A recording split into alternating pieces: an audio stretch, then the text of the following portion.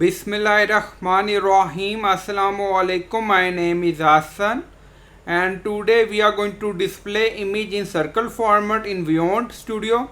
Before starting work, it's my request, please subscribe my channel. Thank you. Now back to our work. So we are going to display image in circular format.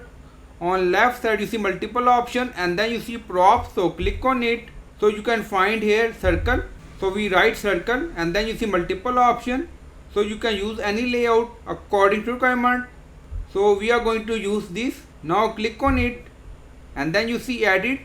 Now increase size like this and we are going to display image in it. And then on left side you see upload, so click on it. So this image we upload, so again click on it. So image edit. Now reduce size. Now first click on image, we select this image and then press shift and then select shape circle again.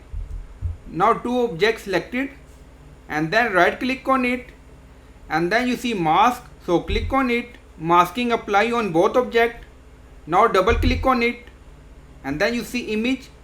Now select image. Now drag and drop position. Now you see according to requirement. Now increase size. So you can set alignment according to requirement and then again click on it.